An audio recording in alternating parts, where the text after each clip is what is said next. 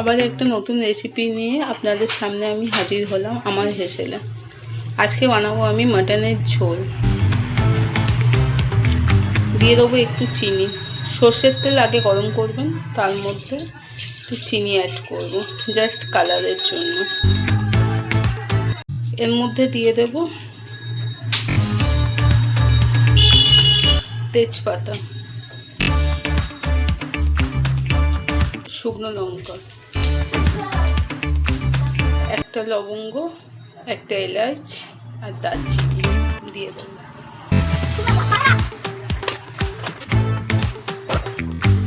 চিনির কালারটা দেখুন চেঞ্জ হয়ে গেছে। যখন ব্রাউন হয়ে ওপরের দিকে উঠে আসবে তখন আমরা কুচনো পেঁয়াজটা অ্যাড করব।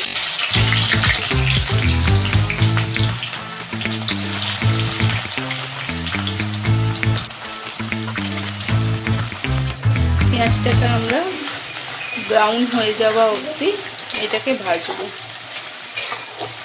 পেঁয়াজের কালারটা দেখবেন চেঞ্জ হতে থাকবে।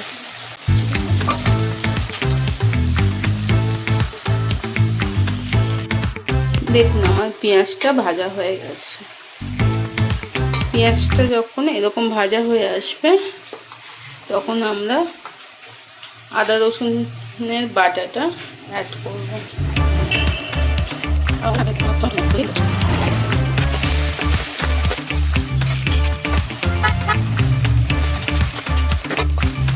এবারে আমি বেটে রাখা পেঁয়াজ আর কাঁচা লঙ্কা বাটাটা এইভাবে বেটেছি, এরকম বেটে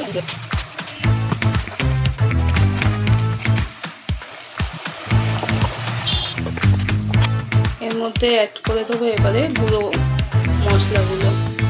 দেখুন হলুদ, গুঁড়ো লঙ্কার গুঁড়ো, এবারে জিরের গুঁড়ো অ্যাড করবো। কষতে হবে কাঁচা মশলার গন্ধটা যতক্ষণ না চলে যাচ্ছে। দেখুন মশলাটা এইভাবে কষতে হবে। এবারে আমি নুন অ্যাড করবো।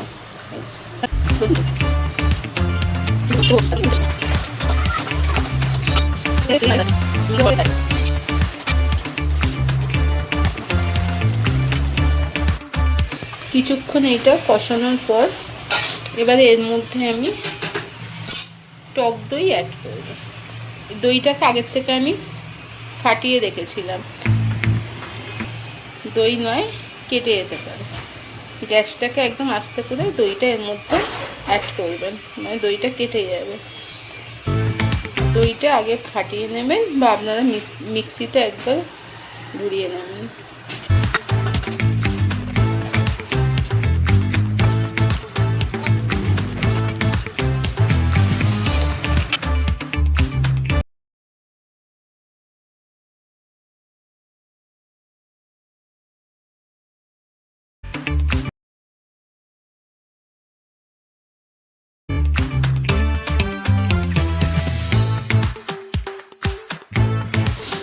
এটাকে মাটনটা দেওয়ার পর একটু ভালো করে মিক্স করে রাখবেন।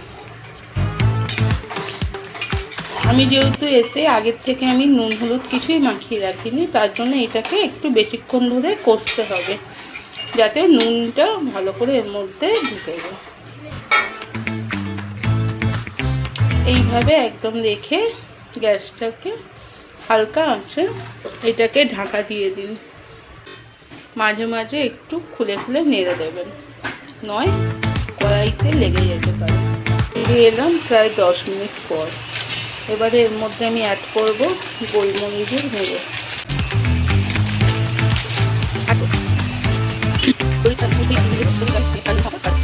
এবারে আমি অ্যাড করব মিট মশলা।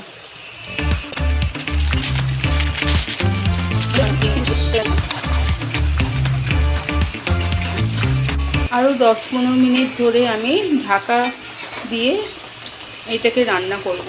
মাঝখানে এটাকে আমি নেড়ে দেব। আমার কষানো প্রায় হয়ে এসছে। এর মধ্যে আমি এই গোটা রসুনটা অ্যাড করে দেব।